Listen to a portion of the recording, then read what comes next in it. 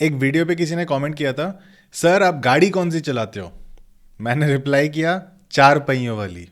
इस वीडियो के अंदर मैं आपको बताने वाला हूं कि अगर आप एक गाड़ी खरीदना चाहते हो तो आप कौन सी गाड़ी अफोर्ड कर सकते हो या कौन सी गाड़ी आपको आइडली खरीदना चाहिए, कितने लिमिट तक का आप गाड़ी खरीद सकते हो। और इनफैक्ट मैं आपको एक कैलकुलेटर भी दूंगा, एक बहुत सिंपल सा एक फॉर्मूला और एक कैलकुलेटर है। उस कैलकुलेटर के अंदर आप दो चीजें चेंज करोगे और वो आपको बता देगा कि कितने तक की गाड़ी आप खरीद सकते हो अगर आप खरीदना चाहते हो। अब देखो भाई, अफोर्डेबिलिटी के बारे में सोचने के लिए ना दो तरीके हैं। एक होता है ऑब्जेक्ट फर्स्ट, और ऑब्जेक्ट फर्स्ट वाला तरीका सोचने का होता है कि भाई मेरे को तो यही चाहिए, अब जितने पैसे लगे मैं तो डालूंगा।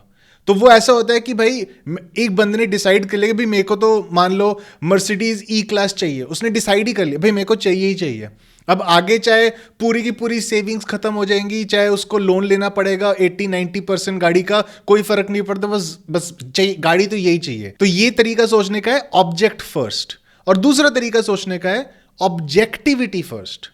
मैं दूसरे वाले कैंप में आता हूं। जो ऑब्जेक्टिविटी फर्स्ट वाला फंड है वो ये है कि पहले ऑब्जेक्टिवली देखो कि क्या अपन एक्चुअली अगर इसमें घुसे, उसके प्रोज उसके कॉन्स, अगर बाद में जाके ईएमआई बर्डन बहुत ज्यादा ना पड़ जाए, या इतना बड़ा हमें डाउन पेमेंट करना चाहिए कि थोड़ा छोटा करें, या कैसे करके करें, क्या हम एक्चुअली अफोर्ड कर सकते हैं कि नहीं ये गाड़ी। तो जब आप ऑब्जेक्टिवली सोचते हो ना कोई चीज को, तो आंसर्स कई सारे मिलने लग जाते हैं, और वो जो माइंड में क्लैरिटी लाता है वो बहुत सही चीज है। लेकिन भाऊ इतना ऑब्जेक्टिविटी क्यों? देखो, कार एक डेप्रिशिएटिंग चीज होती है। डेप्रिशिएटिंग माने उसकी वैल्यू हर साल गिरती रहती है। छोटा एग्जांपल देता हूं, 2010 में मैंने अपनी पहली गाड़ी ली थी। मैंने अपनी कंपनी 2009 में शुरू की थी, मेरे पैसे ऑलरेडी काफी कमाने लग गया था, मेरी सेविंग्स भी बनने लगी थी, तो मैंने फुल डाउन करके अपनी गाड़ी खरीद ली थी 2010 में। फिर उसके बाद मैं उसको 9 साल गाड़ी चलाया, लिटरली मैं उस गाड़ी को 9 साल चलाया। और ठीक है, सही गाड़ी बहुत अच्छी थी, मजा आता था चला के, लेकिन अब मानोगे नहीं, उस गाड़ी की वैल्यू उस 9 साल के अंदर, ऑल दो गाड़ी को मैंने अच्छी तरह मेंटेन करके रखा होता, उस गाड़ी की वैल्यू 9 साल में 85% गिर गई थी नीचे।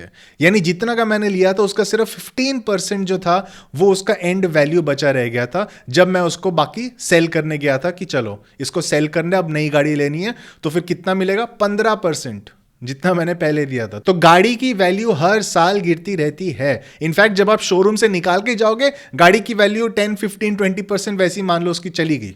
शोरूम से गाड़ी ड्राइव करके गए, उसकी वैल्यू ऑलरेडी कम होने लग गई है। तो मेरा तो ये मानना है कि गाड़ी खरीदने से पहले बंदे के पास इन्वेस्टमेंट्स पहले होने चाहिए, यानी आपकी इन्वेस्टमेंट सेट होनी चाहिए, उसके बाद अब गाड़ी के बारे में सोचो। जब तक आपने कई लाख इन्वेस्टमेंट्स वगैरह में नहीं लगाए, यानी मान लो आप चाहे बिजनेस रन कर रहे हो, चाहे आपकी खुद की सैलरी है, फर्स्ट फ्यू ईयर्स तो आपकी जनरली इन्वेस्टमेंट्स में ही जानी चाहिए, ठीक है। और अगर आपकी इन्वेस्टमेंट्स एक बार बन जाएंगी, उसके बाद अब जाके अपना गाड़ी वगैरह खरीद सकते हो। लेकिन क्या ये 100% ट्रू है? नहीं, क्योंकि अगर आपकी सैलरी मान लो स्टार्टिंग से ही बहुत ज्यादा है, या आपका बिजनेस स्टार्टिंग से ही बहुत ज्यादा प्रॉफिट देता है, फिर आपको इन्वेस्टमेंट भी करने की जरूरत नहीं है। और वो जो कैलकुलेटर मैं आपको भी दिखाने वाला हूं, उसके अंदर आपको पूरा क्लियर हो जाएगा कि मैं क्या कह रहा हूं। और दूसरी जो चीज ध्यान रखने वाली है वो ये है कि आपका मंथली सैलरी, या फिर अगर आप बिजनेस के थ्रू कर रहे हो तो मंथली टर्नओवर, ये आपका रेगुलर होना चाहिए, और specially for a period of time. अब कई लोग एक गलती करते हैं, मान लो नई जॉब लगी या फिर नया बिजनेस शुरू हुआ, वो 1-2 महीने अगर अच्छा परफॉर्म किया और जॉब में भी मान लो 1-2 महीने सही रहा, तो लोग क्या करते हैं, उसी समय बस बोलते चलो अब गाड़ी खरीद ना। ये करना ऑब्जेक्टिवली थोड़ा गलत है, क्योंकि आपने देखा नहीं है कि रेगुलरली वो ठीक है कि नहीं। आप कुछ महीने 1 साल तो जॉब में रहोगे, कुछ महीने 1 साल तक बिजनेस तो करोगे, जिससे आपको पता लग जाएगा अच्छा मेरा रेगुलर इनकम इसके थ्रू आ रहा है। क्योंकि हर चीज में अप्स एंड डाउन्स रहता है। ऐसा हो सकता है कि मान लो आपकी नई नई जॉब लगी है और आप सेलिब्रेट करने के लिए आप गाड़ी खरीद लेते हो पहले 3 महीने में, और चौथे महीने आपको जॉब से निकाल देते हैं कहीं पर। फिर क्या होगा? आप ईएमआई कैसे भरोगे अगर अगली जॉब ना है? और जो प्रेशर, मेंटल प्रेशर जो क्रिएट होगा, that is not worth it. अब यूज्ड कार की बातें करते हैं। बहुत लोग होते हैं जो बोलते हैं भाई यूज्ड कार ही ले लो, और मेरा मानना है यूज्ड कार बिल्कुल लो। अगर कोई गाड़ी मान लो आप यूज्ड कार ले रहे हो, वो अराउंड 3 इयर्स के आसपास ओल्ड है या उससे थोड़ा कम ओल्ड है, तो यूज्ड कार लेना भी काफी फायदेमंद रहता है। अब मेरे कई फ्रेंड्स हैं जो बाहर रहते हैं, लाइक अमेरिका वगैरह में रहते हैं, उनके वहां पर यूज्ड कार 6-7-8-10 साल वाले भी यूज्ड कार्स अच्छी तरह चलते हैं, क्योंकि वहां पर का एनवायरमेंट, वहां के रोड्स, वहां का सब बहुत डिफरेंट होता है। यहाँ पर रोड्स गंदे हैं और एनवायरनमेंट भी गंदा है और ओवरऑल गाड़ी बहुत जल्दी खराब होती है, बहुत जल्दी डिप्रिशिएट होती है। तो अगर कोई गाड़ी है जो मान लो 5, 7, 10 साल पुरानी है तो उसकी एक्चुअली वैल्यू काफ़ी कम है। तो उसके एक्चुअल मतलब अगर आप गाड़ी को एंजॉय करना चाहते हो, हर दूसरे महीने रिपेयर शॉप नहीं जाना चाहते, तो आइडियली मैं ये रिकमेंड करूंगा अगर आप यूज्ड कार भी ले रहे हो तो फिर वो 3 साल या 3 साल से कम हो। एक मेजर टिप मैं आपको देना चाहता हूं, अगर आपके पास कंपनी है ना, कंपनी के नाम पे गाड़ी लो। अगर आपका सोल प्रोप्राइटरशिप है, प्राइवेट लिमिटेड है, कुछ भी है, आप कंपनी के नाम पे गाड़ी लो। मैं आपको रीजन बताता हूं क्यों। क्योंकि आप डिप्रिसिएशन क्लेम कर सकते हो। जब आप कंपनी के नाम पे लेते हो तो एवरी ईयर गाड़ी का 15% डिप्रिसिएशन आप क्लेम कर सकते हो for the next few years, और वो जो डिप्रिसिएशन है वो आपके इनकम टैक्स में से कम हो जाएगा। जो आपका नेट प्रॉफिट बन के आता है उसमें से वो कम हो जाएगा। तो वो काफी बेनिफिशियल चीज है। तो गाड़ी का ओवरऑल वैल्यू का 15% हर साल डिप्रिशिएट होना, मतलब वो आपको काफी अच्छा इनकम टैक्स बेनिफिट दे जाएगा। तो इसीलिए कंपनी के थ्रू गाड़ी खरीदना हमेशा रिकमेंडेड है। लेकिन हाँ, अगर आप जॉब में हो तो ऑफ कोर्स आप अपने सैलरी पे हो तो फिर आप अपने पर्सनल नाम पे लोगे गाड़ी। अब आते हैं उस कैलकुलेटर के ऊपर। अब हाँ, मुझे पता है कमेंट्स में लोग कहेंगे भाई मैं तो गाड़ी का बहुत शौकीन हूँ, जिंदगी एक ही है तो जो भी खरीदना है खरीद लो। ठीक है यार, आप कार एंथुजियस्ट हो, अच्छी बात है, आपका अलग सोच है, मेरा अलग सोच है, बहुत लोगों का अलग सोच होता है। तो प्लीज अगर आप ऐसे कैंप में हो जो बोलते हैं कि कुछ भी हो मेरे को अगर खरीदना है तो खरीदना है, तो यार जाओ ना, खरीदो, किसने रोका है आपको। मेरा काम बस ये है कि आपको थोड़ा सा गाइड करना है जिससे आपको बर्डन ना लगे। देखो गाड़ी एक ऐसी चीज है जो ना एंजॉय करने वाली होती है। कई लोग होते हैं जो गाड़ी खरीद लेते हैं मस्ती में और जो अफोर्ड नहीं कर सकते, और इनिशियली तो पहले 1-2 महीने तो अच्छा लगता है, बट जैसा कि हर एक नई चीज के साथ होता है, कुछ महीने बाद उसका मजा वैसे ही धीरे धीरे करके कम हो जाता है। और जब वो कम होता है और आपको अचानक से अगर लगे ओहो, ये तो ईएमआई कुछ ज्यादा ही है, तो वो वाले ख्याल बाद में ना आए, जिससे आप पहले ही जो डिसीजन लो वो आप एक अच्छा डिसीजन लो। इसी के लिए आपको मैं वो कैलकुलेटर दिखाने वाला हूं। और देखो यार, कई लोग तो कार एंथुजियस्ट होते हैं ना, वो तो जितना भी, वो तो चाहे 2 साल की उनको प्रॉफिट पूरा कंपनी का अगर वो एक गाड़ी खरीदने में लगाना चाहते हैं वो लगा सकते हैं। उनको तो कोई कुछ नहीं रोक सकता ना, क्योंकि उनके लिए वो गाड़ी सबसे इंपॉर्टेंट है। वो बिजनेस ही कर रहे हैं वो गाड़ी को खरीदने के लिए, तो वो अलग केस है, हम उनकी नहीं बात कर रहे हैं। ये जो परसेंटेजेस मैं आपको अभी बताने वाला हूं, that is a no pressure situation. यानी ऐसी चीज है जिससे ना आपको प्रेशर नहीं फील होगा गाड़ी खरीदना, आपको एक बर्डन नहीं फील होगा, आपको नहीं लगेगा कि एक बोझ आ गया मेरे शोल्डर्स के ऊपर क्योंकि मैंने गाड़ी खरीद ली है। देखो गाड़ी लीज करने का भी ऑप्शन होता है, कुछ कुछ ब्रांड्स के साथ होता है ऐसा, लेकिन मैं वो रेकमेंड नहीं करूंगा। उसका रीजन है कि मैंने एक्चुअली जब अपनी गाड़ी भी खरीदनी थी और कुछ साल पहले भी मैंने कंपनीज को बोला था आप मुझे अपने लीज का अगर मैंने लेना है गाड़ी तो मेरे को बताओ कितना पड़ेगा। इवेंचुअली मेरे को रियलाइज हुआ यार इंडिया में जो लीज का सिस्टम है ना वो उतना अच्छा नहीं है। लाइक बाहर बहुत अमेजिंग है, आपको बहुत ही सही डील्स मिलती है गाड़ी के ऊपर अगर आप लीज करते हो, स्पेशली कंपनी के थ्रू लीज करो। लेकिन इंडिया में बहुत यूजलेस डील्स हैं।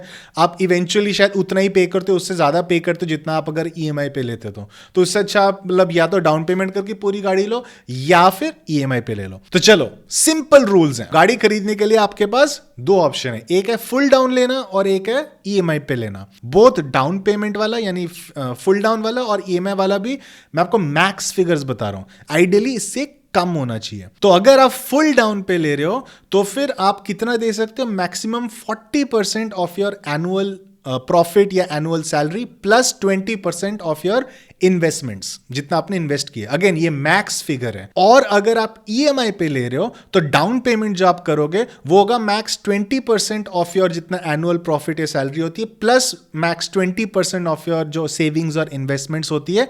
और जो ईएमआई का मंथली अमाउंट होगा वो होगा max 10% of your monthly profit. अब यहां पर कुछ कुछ चीजों को ध्यान दो। अगर आप जॉब में हो आप प्रॉफिट को सैलरी से रिप्लेस कर दो, और अगर आप कंपनी या बिजनेस चला रहे हो तो ध्यान रखना दिस इज नॉट रेवेन्यू, मैं बोल रहा हूं प्रॉफिट। यानी जो आपकी कंपनी में सैलरीज निकाल के, एक्सपेंसेस निकाल के, सब कुछ निकाल के जो नेट प्रॉफिट बचता है कंपनी का, वो हम कैलकुलेट कर रहे हैं अपने फिगर के अंदर। मंथली प्रॉफिट अगर आपका 1 लाख है और तो आपका एनुअल प्रॉफिट 12 लाख हो गया। सेविंग्स इन्वेस्टमेंट मान लो आपकी 50 लाख है, मान लो आप 10 साल से काम करो, आपके पास बहुत सारी सेविंग्स और इन्वेस्टमेंट्स हैं, ठीक है, तो ये आपका 50 लाख इन्वेस्टमेंट हो गया। तो अगर आप फुल डाउन ले रहे हो तो आप ऑफ कोर्स जो आपका डाउन पेमेंट है वही कार वैल्यू हुआ, तो जो कार वैल्यू होगा that will be maximum 40% of your annual profit plus 20% of your savings और इन्वेस्टमेंट, और वो बन के आते हैं तकरीबन 15 लाख। तो जब आप ईएमआई पे खरीद रहे हो तो हमने डाउन पेमेंट कितना रखा, 20% of your annual profit plus 20% of your savings और इन्वेस्टमेंट्स। ईएमआई वैल्यू होगा यानी जो आप मंथली पेमेंट कर रहे हो तो वो मैक्स 36 मंथ्स का करना है आपको, और जो वो वैल्यू आएगा that has to be max 10% of your monthly profit. यानी अगर आपका 1 लाख का मंथली प्रॉफिट या मंथली सैलरी है तो आपका वो ईएमआई बन के आएगा, मैक्स जो आप दे सकते हो वो है 10,000 रुपए पर मंथ। मैं मान के चले अप्रॉक्सीमेटली 15% आप इंटरेस्ट में पे करोगे इन द 36 मंथ्स, तो आपका जो ओवरऑल बन के आएगा वो 15.46 लाख, या फिर इसको एग्जैक्ट फिगर के हिसाब से ना देखो, अप्रॉक्सीमेटली 15 लाख या 15.5 लाख के आसपास मान लो। हम इसी चीज को वैल्यूज को थोड़ा अगर बदल दें, अगर आप मंथली प्रॉफिट मान लो 5 लाख कर रहे हो, ठीक है, तो आप कार वैल्यू मैक्सिमम जो ले सकते हो, जो अगर आप डाउन पेमेंट पे ले रहे हो तो 34 लाख की गाड़ी, और बाय द वे ये ऑन रोड प्राइस है, ये एक्स शोरूम नहीं, ऑन रोड इतना पड़ना चाहिए आपको, यानी सब आपके आरटीओ सब टैक्स फीस वगैरह पे करके।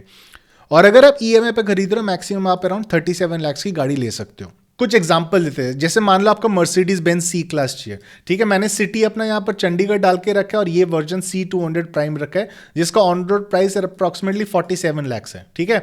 तो मैं क्या करूंगा, मैं देखूंगा कि मेरा कितना होना चाहिए in order for me to afford. तो मान लो मेरे 7 लाख का सैलरी है, तो हाँ, तो मैं ईएमआई पे आराम से ले सकता हूँ अगर मेरी 7 लाख पर मंथ का मतलब मंथली प्रॉफिट है और मेरे सेविंग्स और इन्वेस्टमेंट 50 लाख है। या अगर मान लो मेरे 5 लाख मंथली प्रॉफिट है और मेरा सेविंग और इन्वेस्टमेंट मान लो 1 करोड़ है, ठीक है, तो मैं ये वाली गाड़ी खरीद सकता हूं। मान लो कोई बंदा है जिसने नया नया जॉब शुरू किया है, अप्रॉक्सीमेटली 1.5 साल के लिए जॉब किया है या 2 साल के लिए जॉब किया है, या फिर नया नया कंपनी शुरू किया है, 1.5 साल के लिए कंपनी चला है, तो उनकी 10 लाख के आसपास मान लो सेविंग्स हो गई है और उनका मंथली प्रॉफिट या मंथली सैलरी जो है वो 1 लाख के आसपास है, ठीक है। तो उस केस में ये खरीद पाएंगे। अगर फुल डाउन देना चाहते हैं अप्रॉक्सीमेटली 7 लाख की गाड़ी खरीद सकते हैं। अगर ईएमआई पे खरीदना चाहते हैं तो मैक्स अप्रॉक्सीमेटली 7.5 लाख की गाड़ी वो खरीद सकते हैं, जो कि अगर हम मान लो यहाँ पर जाए तो हम देख सकते हैं लाइक अंडर 8 लाख कौन कौन सी गाड़ियाँ अपने को दिख जाएंगे, Kia Sonet, Suzuki Swift, Hyundai Venue, ये सब गाड़ियाँ खरीद सकते हैं। तो ये जो सिंपल कैलकुलेटर है, मैं इसका ना एक्चुअली एक लिंक इस डिस्क्रिप्शन के अंदर भी डाल दूंगा, और वो आप जाके ना, आपको क्या करना है, फाइल पे जाके मेक अ कॉपी करना है, ठीक है। जब आप मेक अ कॉपी कर लोगे तो वो आपकी गूगल ड्राइव में ये वाला शीट बन जाएगा, फिर आप इसके साथ खेलते रहो जो भी आप करना चाहते हो। बट ये जो सिंपल कैलकुलेटर ये काफी हेल्पफुल होगा होपफुली आपके लिए, जब आपने डिसाइड करना होगा आपको कौन सी गाड़ी खरीदनी है, आप कितने तक की गाड़ी खरीदना चाहते हो। और अगर आप ऑब्जेक्ट फर्स्ट भी करना चाहते हो, मान लो आपने पहले, जैसे मैंने दिखाया, पहले आपने डिसाइड ही कर लिया आपने मर्सिडीज सी क्लास खरीदनी है, तो मैंने आपको बता दिया कि हाँ, आपका मंथली प्रॉफिट आइडियली इतना होना चाहिए और इन्वेस्टमेंट्स इतनी होनी चाहिए। आप इन वैल्यूज के साथ खेल भी सकते हो, आप इन्वेस्टमेंट्स को थोड़ा ऊपर नीचे कर सकते हो, मंथली प्रॉफिट को ऊपर नीचे करके खेल के पूरा अपना फिगर बना सकते हो। तो इस कैलकुलेशन का पूरा पॉइंट ही ये है कि आपके ऊपर बर्डन ना लगे। ये ऐसा नहीं है कि आपको पूरा मतलब खाली कर दे रहा है या फिर आपके ऊपर मंथली बहुत बड़ा बर्डन आ गया है जब आपने गाड़ी खरीदा, ऐसा कुछ नहीं होगा। तो एक्चुअली एंजॉय कर पाओगे जब आप अपनी गाड़ी को घुमाने ले जाओगे गेड़ी पे, ठीक है। चलो अब कमेंट्स में डिस्कशन शुरू करो, शेयर करना वीडियो अगर पसंद आए तो। आपको मैं अगले बार मिलता हूं।